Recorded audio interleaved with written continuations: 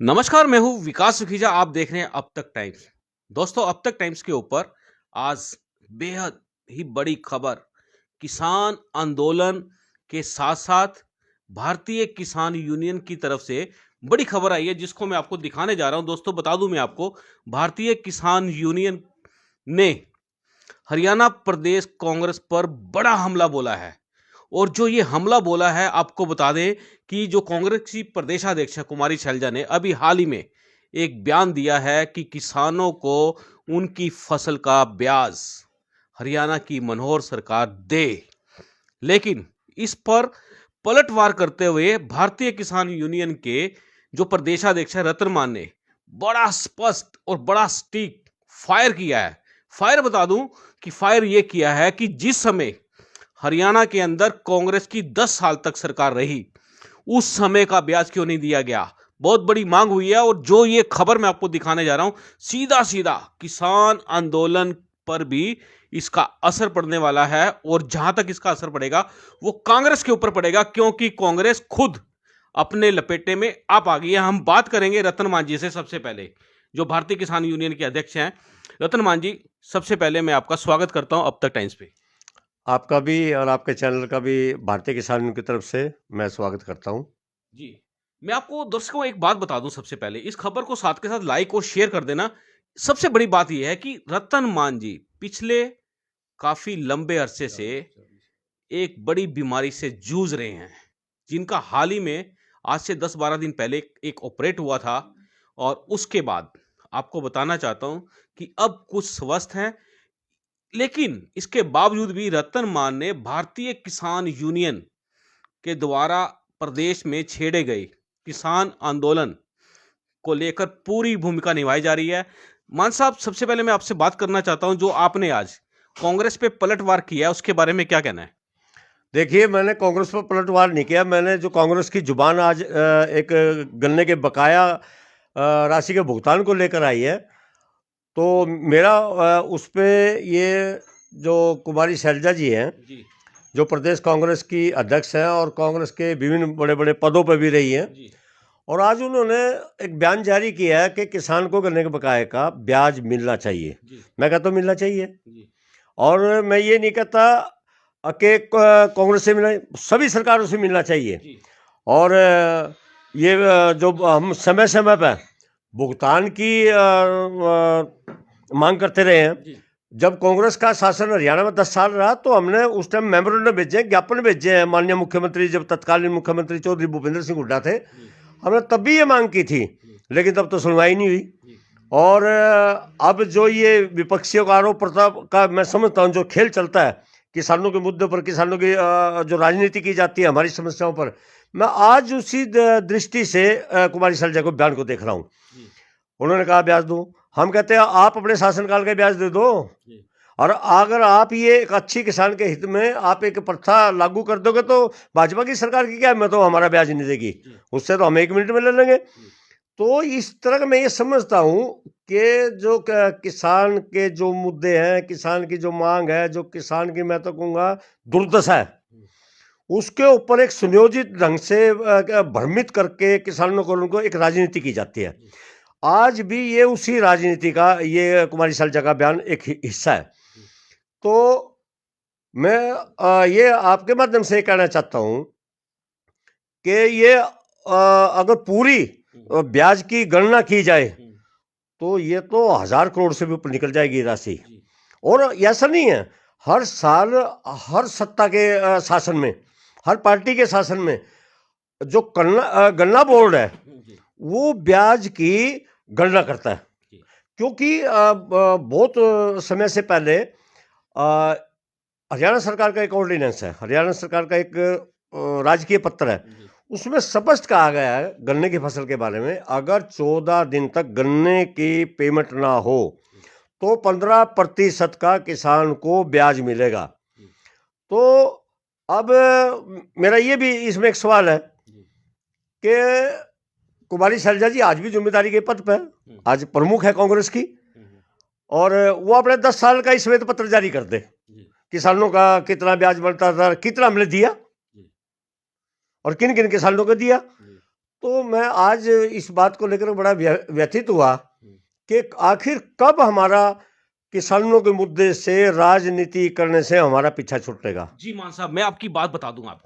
आपकी बात वाकई में आपको विचलित कर रही है, और ये विचलित जो कर रही है, मैं आपको बताता हूं इसमें हुआ क्या है। कांग्रेस की बंदूक, किसान का कंधा और बीजेपी की सरकार, ये मामला आखिर है क्या? जब खुद की सरकार होती है तब किसी तरह का कोई फायर नहीं होता, और अब जो एकदम से जो ये फायर हुआ है, आप क्या लगते हैं कौन सी ऐसी राजनीति मजबूरी है जिस पर ये फायर किया गया है? देखिए, ये तो आज 42 साल का मेरा किसान आंदोलन है, और शुरू से लेकर के आज तक होता तो यही आया है जी। कि हमारे मुद्दों पर जो आज विपक्ष में है वो हमें किक लगाता है और दूसरे के पाले में भेज देता है। जब वो सत्ता में आ जाता है हमें किक मारता है तो विपक्ष के पाले में भेज देता है। ये तो बड़ा एक अजीब सा एक खेल किसान के साथ है ही, और जिसके हम शिकार भी हैं। गिंडो बना दिया आपको, गिंडो। हाँ, फुटबॉल, हम जो एक बॉल हरियाणा की भाषा में फुटबॉल तो नहीं, गेंद को गिंडो बोलते हैं, और किसान को गिंडो बना दिया। ये मामला जो है, रतन मान जी बड़ा स्पष्ट शब्दों के अंदर उठा रहे हैं और हम दिखा रहे हैं। इस खबर को साथ के साथ लाइक, शेयर और सब्सक्राइब कर देना यूट्यूब चैनल पर। रतन मान जी, जो ये गिंडो बन गए आप लोग, ये कैसे मामला सॉर्ट आउट कैसे होगा? ये सभी दलों के राजनीतिक नेताओं को अपनी किसान के प्रति मंशा को स्पष्ट करना पड़ेगा। मैं ये कह चुका हूं कि हर पार्टी जब विपक्ष में होती है तो किसानों के हित के बड़े बड़े दावे करती है। ऐसा हमें उस टाइम ऐसा लगता है हमें दर्द कम है, इनको राजनीतिक लोगों को ज्यादा दर्द हो रहा है हमारे मुद्दों को, हमारी डिमांड के प्रति। लेकिन जब ये कुर्सी पर आ जाते हैं तो इनके चेहरे बदल जाते हैं और हम वहीं के वहीं खड़े खड़ाए रह जाते हैं, और फिर सत्ता के नेता की तरफ हम मुंह ताकते फिर नजर आते हैं, और फिर हम आंदोलन की उसी विचारधारा में फिर हमें धकेल दिया जाता है। और मैं ये कहूँगा आज भाजपा की सरकार है प्रदेश में। मैं तो ये मांग करता हूँ माननीय मुख्यमंत्री जी से कि माननीय मुख्यमंत्री जी, ब्याज में तो हमारे बहुत लोगों ने राजनीति की और आज भी राजनीति कर रहे हैं, आप इस ब्याज की शुरुआत कर दो। मैं ये भी कहता हूँ गहने तो थोड़े तो कर दो, ये परिपाटी शुरू कर दो। हरियाणा सरकार का लॉ है, हरियाणा सरकार का कानून है, उसकी भी अवहेलना और उसके ऊपर राजनीति, ये मतलब बहुत समझ से बाहर की हमारी बात है। तो मान साहब, इसमें जो बात करते हैं आप, हरियाणा की बात उठ गई, तो आप ये बात जो है राजस्थान वाली मांग भी उठाओ कि राजस्थान के किसानों को भी, उनको भी ब्याज मिले। ये बात क्यों नहीं उठाई जा रही? देखिए, मैं आप राजस्थान का आपने एक जिक्र किया, मैं एक छोटे से राज्य का प्रदेश अध्यक्ष हूँ, और मैं राष्ट्रीय नेता नहीं हूँ कि मैं इतनी जिम्मेदारी के साथ पूरी बात उठाऊं। लेकिन एक किसान होने के नाते मैं ये कहना चाहता हूं आपके माध्यम से कि पूरे देश का किसान को उसका वो ब्याज मिलना चाहिए, हर फसल का मिलना चाहिए, पूरे देश में मिलना चाहिए। ये आपकी बात से मैं सहमत हूँ। आपकी जो आपने भी राजस्थान की नहीं, मैं तो कहता हूँ पूरे देश का किसान को जहाँ भी इस तरह की फसलों के भुगतान में आते हैं तो उनको ब्याज मिलना चाहिए। अगर बैंक से मैं लोन लेता हूँ तो मुझ पे एक दिन की भी रियायत नहीं है, और हमें तो एक महीना, दो महीना, 6 महीने तक भी भुगतान नहीं होता। कोई आड़ती रोक लेता है, कोई सेलर वाला रोक लेता है, कोई गन्ना खरीदने वाला रोक लेता है। ये इस तरह का अन्याय भी हमारे साथ है, वरना कहीं भी किसी वर्ग में इस तरह की बात नहीं है। तो मान साहब, मैं अगर बात करूं कि 3 ऑर्डिनेंस केंद्र सरकार ने लागू कर दिए, चौथा जो मामला अब जो उठ के सामने आ गया कि किसानों को उनकी फसलों की जब भुगतान नहीं किया जाता तो उस पे ब्याज दिया जाना चाहिए, ये भी कानून बनना चाहिए। इसकी आप कितनी पैरवाई करते हो? देखो, जहां तक मुझे इसका ज्ञान है, हरियाणा में है और उत्तर प्रदेश में भी है, तो कानून तो है, लेकिन कानून को लागू क्यों नहीं करते और उसकी पालना क्यों नहीं होती? अगर आप और हम कानून की अवहेलना कर देना तो सलाखों के पीछे होंगे। मैं समझता हूं उसी दृष्टि का ये भी एक आरोप है, एक अपराध है। चाहे प्रदेश में सरकार है, चाहे प्रदेश में विभिन्न दलों की सरकार रही है, उन्होंने किसानों के साथ अपराध किया है। और मैं तो मांग करता हूं कि किसान का मेहनत की कमाई का जो ब्याज बनता है उसको दबा के बैठना और किसान को ना देना अपराध तो हुआ ये। तो मैं तो कहता हूँ ऐसे अपराध के तहत कानूनी कार्रवाई होनी चाहिए, चाहे किसी भी सत्ता का शासन रहा हो। रही बात कि मुझे ये भी लगता है कुछ प्राइवेट सेक्टर की मिल रहे हैं, कहीं ना कहीं मुझे लगता है इनका तालमेल ना हो अंदर खाते, और तालमेल में कहीं ना कहीं हमें रगड़ा जा रहा हो, हमारी पिसाई हो रही हो, ये भी एक बात हो सकती है। लेकिन बात तभी होगी, मैं इसमें कुछ जांच की मांग तो नहीं करना चाहता, ये अवश्य कहना चाहूँगा किसान का जब से भी ब्याज पेंडिंग है ब्याज दिया जाए, और जिन अधिकारियों ने, जिन सत्ताधारियों ने किसान के साथ ये अनदेखी की है, कानून की पालना नहीं की है, उनके खिलाफ भी मतलब कार्रवाई होनी चाहिए। उसका एक बात करूं हरियाणा, और दोस्तों आपको बता दूं करनाल में नेटवर्क की बड़ी प्रॉब्लम है। हम जो खबरें दिखाते हैं फिर उसके अंदर जो ये नेटवर्क जो हमें कंपनियां दे रही हैं उनकी ऐसी तैसी हो जाती है और खबरों की लंका लग जाती है। दोस्तों ये गुस्सा जायज है पत्रकारों का। मैं बात कर रहा था मान साहब आपसे जी कि जिस तरह से सरकार कर्जे में डूबी हुई है, हरियाणा प्रदेश डूबा हुआ है, तो आपको क्या लगता है कि यदि किसानों का भुगतान कर दे तो कितना पैसा सरकार को और कर्जों में लेना पड़ेगा? देखिए, जो आपने कर्ज का इशू उठाया है, जो सरकारें कर्ज में हो रही है, ये इनके राजनेताओं के ठाट बाट के कारण है। ये किसान की वजह से नहीं है। किसान को देने से कुछ नहीं, खजाना घटता। हालांकि बड़े बड़े जो लोग हैं, जो ब्यूरोक्रेट्स हैं, जब किसान को कोई देने की बात है तो होल्ला मचा देते हैं। बैंक वाले बड़े अधिकारी होल्ला मचाते थे। अगर किसान को ये कुछ दे दिया तो देश की आर्थिक व्यवस्था डूब जाएगी। जब राजनेताओं कारबों खरबों का, जब उनकी पेंशनें, उनके भत्ते जब बढ़ाए जाते हैं तो ना कोई कारपोरेट आदमी बोलता, ना कोई ब्यूरोक्रेट्स बोलता, ना कोई बैंक अधिकारी बोलता। सब चुप्पी साध जाते हैं। तो ये रही बात, ये आप घाटे की बात कह रहे हैं, मैं इससे एक इशू जोड़ता हूँ। जो आप कर्ज की बात कर रहे हो, टोटे की बात कर रहे हो, सरकार भी है उसमें है। जब हम देश को कोरोना से उभार सकते हैं, मेरी बात का दूसरा मतलब नहीं है, बिल्कुल ठीक बात है। जब हम इतने संकट काल में देश को उभार सकते हैं तो एक बार ये सत्ता का खजाना मारते किसानों तो दे कर देखो ना, लबालब भर देंगे इसको। हम इतनी हिम्मत भी रखते हैं देश के प्रति। ये बात मान साहब आपने वाक्य में बहुत बड़ी करी है। यदि किसान संपन्न हो जाए, सुदृढ़ हो जाए, तब देखो देश का स्थिति कैसे होगी। ये दावा जो मान साहब ने किया, ये वाक्य में बहुत बड़ी बात है। हमारे देश का किसान आखिर कब समृद्ध होगा मान साहब, अगर यही व्यवस्था चलती रही तो? जिस दिन सत्ताधारियों की नीयत ठीक हो जाएगी। तो वो कौन करेगा इनकी नीयत को ठीक? इन्हें खुद करनी चाहिए। ये वादा करते हैं, संविधान की कसम खाते हैं और अपनी औलाद की भी कसम खाते हैं चुनाव के टाइम, तो उन्हें उसका कसम का पालन करना चाहिए और अपनी नीयत ठीक करें, जनता के हित में काम करें, जनता के लिए काम करें, तो निश्चित रूप से सभी चीज़ का समाधान है। लेकिन पूर्ण रूप से राजनीतियों के दिल में खोट है। वो चाहते हैं जब तक किसान और मजदूर देश का कमजोर रहेगा तो नारे कौन लगाएगा, इनके झंडे कौन उठाएगा, इनकी रैलियों में ट्रैक्टर में बैठ के फिर कौन जाने वाला है।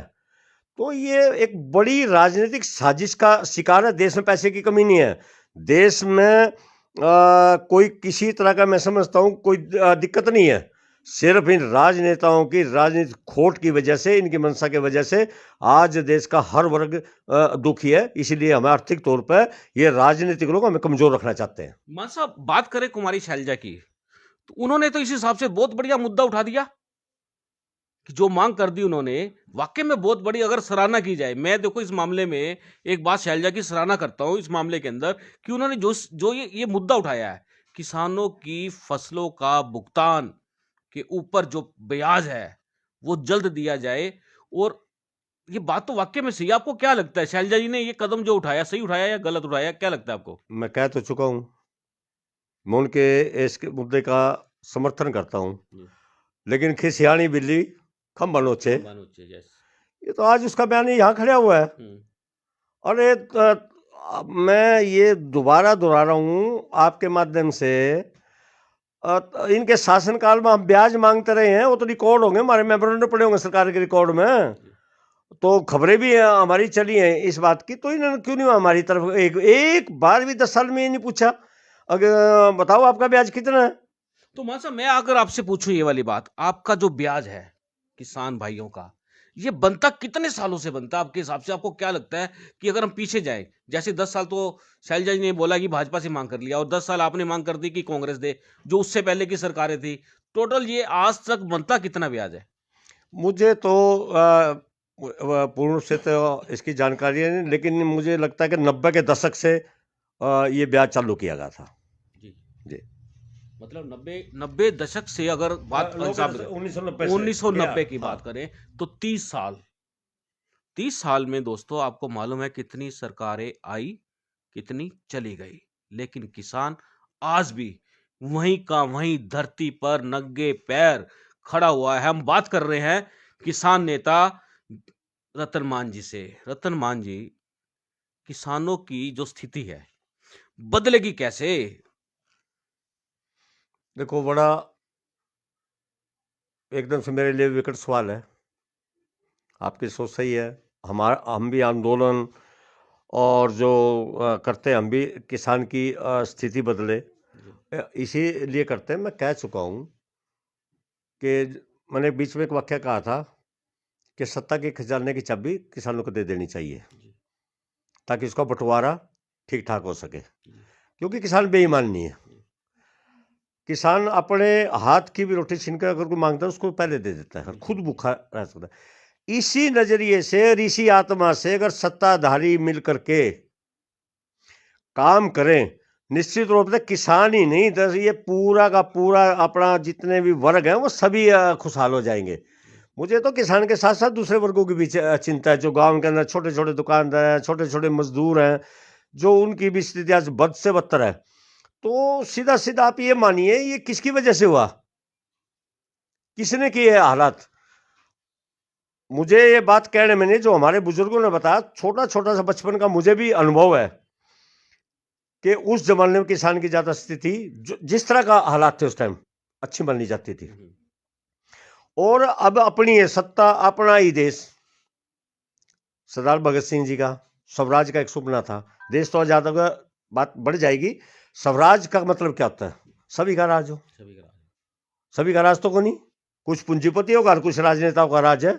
एक आता दूसरा चले जाता है, दूसरा आता फिर वही आ जाता है, फिर वो पलट पलट के यही आ जाते हैं। तो स्वराज की जो आज़ादी के आंदोलन में जो कल्पना की थी, वो स्वराज आ जाना चाहिए। और ये स्वराज तभी आएगा जब कोई एक ईमानदार उस पर ईमानदारी से काम करेगा, सबका बराबर बंटवारा करेगा, सबका ख्याल रखेगा, तो निश्चित तौर पर सबका भला होगा। लेकिन अगर आज भारतीय किसान, इनके किसान समुदाय के अगर कोई कटहरे में खड़े हैं इस दुर्दशा के, जो जिम्मेदार हैं वो सिर्फ सारी सत्ताधारी पार्टियां हैं। जी, और सत्ताधारी पार्टी मैं बता दूं आपको, पिछले 70 साल से देश में कांग्रेस राज कर रही है। मैं ज्यादा नहीं कहूंगा, आप अंदाजा लगा लेना। मान साहब, जो आंदोलन चल रहा है किसानों का 3 मुद्दों को लेकर, जो ये चौथा मुद्दा है, इसको एजेंडे को कब शामिल किया जाएगा? ये तो हमारे एजेंडे में शामिल है। जब से ब्याज देने की व्यवस्था की गई थी, हम तो तब से मांगते आ रहे हैं। ये तो शामिल है हमारे एजेंडे में। और आज ये एक राजनीति चमकाने के लिए हमारे देश की, प्रदेश की, देश में भी रही है वो, और उसने कांग्रेस के जिम्मेदार पद पर होते एक उंगली उठाई है कि मिलना चाहिए। मैं कहूँ मिलना चाहिए, मिलना आगे नहीं, मैं तो कहूँ आज ही मिलना चाहिए। चलिए, मैं भी कहता हूँ आपकी बात, आपकी तरफ से मैं भी कहता हूँ मिलना चाहिए। जिसका हक है उसको मिलना चाहिए। और ये वाकई में बहुत बड़ी बात है। कुमारी शैलजा ने जिस तरह से इस मामले को उठा दिया, कहीं ना कहीं हरियाणा की राजनीति के अंदर ये मामला आने वाले समय में बहुत बड़ा मुद्दा बनेगा। आपको क्या लगता है मान साहब, ये मुद्दा बनेगा या नहीं बनेगा? मैं तो कह चुका हूँ, मुद्दा है हमारा। जब हम कई दशकों से बात उठाते रहे हैं, और मुझे पूरा इसका पूर्ण से अपनी इस बात के ऊपर विश्वास है कि हम इस आंदोलन में रहे हैं। और जो सहकारी सेक्टर की जो मिल है, उसके लिए हरियाणा में भी प्राइवेट सेक्टर की मिल है, उनका तो इससे भी ज़्यादा बुरा हाल है। सरकार ना खुद दे पाई ना प्राइवेट सेक्टर से दिला पाई। तो कोई कहीं ना कहीं गड़बड़ी है। और अगर ये मुद्दा, ब्याज का मुद्दा, ये मौके की सरकार अगर इस ब्याज वसूली का काम भारतीय किसान को दे दे, 1 महीने में कलेक्ट कर देंगे, 1 महीने में ले लेंगे पाई पाई। लेकिन लेने की हमारे पास ताकत तो हो, सिर्फ हम प्रजातांत्रिक तरीके से धरना, मतलब मेरा एक मांग है और एक आईना दिखाएंगे हम, हमें दो एक बार वसूली करने की इजाजत। तो जिस तरह से एक भारतीय किसान यूनियन और किसान यूनियन की बात करें कि बात आ रही है कि अपना राजनीतिक दल बनाने की तैयारी में है, ये बात अफवाह है या सच है? ये बात बिल्कुल गलत है जी। भारतीय किसान यूनियन, जो चौधरी महेंद्र सिंह टिकैत ने इसका गठन किया और हरियाणा के किसानों ने मिलकर, ये विशुद्ध रूप से अराजनीतिक है। लेकिन आपके सवाल में कहीं ना कहीं एक बात उभर के आ रही है, मैं उसका समर्थन भी करता हूं। आज के आंदोलन में कुछ लोगों का दृष्टिकोण बदला हुआ है। कुछ लोगों को मुझे लगता है कि कुछ इस तरह की अपेक्षाएं हैं कि हम आंदोलन के बल पे अपना चमक चमक के और उन्हीं चंडीगढ़ और दिल्ली की कोठियों में हमारा भी प्रवेश हो जाए। कुछ इस तरह के मानसिकता के लोग हैं। और मैं ये भी, फिर आपका सवाल आगे आए, मैं इसमें बात ये भी जोड़ना चाहता हूँ कि जब चौधरी महेंद्र सिंह टिकैत का रणसिंगा बजता था ना, तो दिल्ली के बोट कलर पर जाकर उसकी आवाज सुनाई देती थी। और जो खेत में किसान था, सड़क पे किसान था, घर में किसान था, जब उसको रणसिंगा की आवाज सुनाई देती थी तो वो काम धाम छोड़ करके दिल्ली कूच कर जाता था। लेकिन मैं बहुत संक्षेप में ये बात कहूंगा, कभी होगा इसके ऊपर चर्चा करेंगे, लेकिन मैं आज संक्षेप में ये कहना चाहूंगा, आज से गए 40 साल पहले, नहीं 30 साल पहले के किसान आंदोलन में और आज के आंदोलन में काफी भिन्नता है। ये मैं भी महसूस कर रहा हूं। किसान जागृत हो गया?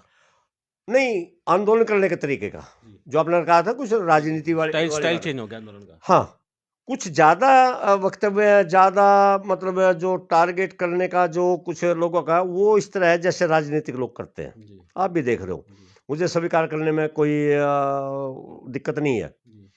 मैंने कहा ना, जो चौधरी महेंद्र सिंह टिकैत का, माननीय शरद जोशी जी थे, हमारे महाराष्ट्र के बहुत बड़े किसान नेता, चौधरी टिकैत ने भी, माननीय जोशी जी ने भी मिलके, हम तो बचपन था हमारा, तो बहुत भयंकर प्रचंड आंदोलन किए हैं। लेकिन वो मुझे लगता था कि वो बिल्कुल किसान को समर्पित था। अब उस आंदोलन में आज मैं इतना ही कहना चाहूंगा बस, और कि काफी भिन्नता है। जी मान साहब, मेरा आखिरी सवाल आपसे। दोस्तों, इस खबर को लाइक शेयर करते चले जाना। ये खबर हिंदुस्तान के इतिहास को बदलने जा रही है और ये पूरे देश में चलनी चाहिए दोस्तों खबर। मान साहब, मेरा आखिरी सवाल, कुमारी शैलजा के इस मुद्दे को उठाने के बाद आपको क्या लगता है कि कांग्रेस में ज्यादा बवाल मचेगा या उससे कहीं ज्यादा भाजपा में बचेगा या फिर अन्य जो दल है उनमें बचेगा? क्या आपको लगता है? देखिए, मैं ना तो भाजपा का प्रवक्ता हूँ, नहीं मैं बवाल ना मैं कांग्रेस का प्रवक्ता हूँ। मुझे क्या पता नहीं बवाल मचेगा नहीं मचेगा, ना मैंने किसी बवाल से लेना देना, मचे ना मचे, लेकिन किसान का ब्याज मिलना चाहिए बस। चलिए मान साहब, मैं आपका बहुत बहुत धन्यवाद करता हूं, आपने अब तक टाइम से बात की है। नमस्कार। बिल्कुल, आपका भी बहुत बहुत आभार, और आपने हमारी बात कहने का, भारतीय किसान के प्लेटफॉर्म से कहने का मौका दिया। मैं अब तक टाइम्स का बहुत बहुत आभारी हूँ, और मैं ये आभारी नहीं हूँ, मेरा पूरा किसान परिवार आपके चैनल का और आपका आभारी रहेगा। जी मान साहब, हम भी किसानों के आभारी रहेंगे। लेकिन जिस तरह से कांग्रेस की प्रदेशाध्यक्ष कुमारी शैलजा ने इस मामले को उठा दिया है, हमें लगता है कि सबसे ज्यादा बवाल कांग्रेस में मचने वाला है। इस खबर को अधिक से अधिक लाइक शेयर करना, और 1 घंटे के बाद हमारे YouTube चैनल्स पर इस खबर को भी आप सब्सक्राइब कर देना। 1 घंटा में इसलिए कह रहा हूं क्योंकि लाइव चल रहा है। आप तुरंत बाद इस खबर को हमारे YouTube चैनल्स पर देख सकते हैं, और इस खबर को अधिक से अधिक शेयर करना। मैं हूं विकास सुगीजा, आप देख रहे हैं अब तक टाइम्स। नमस्कार, जय हिंद, जय भारत।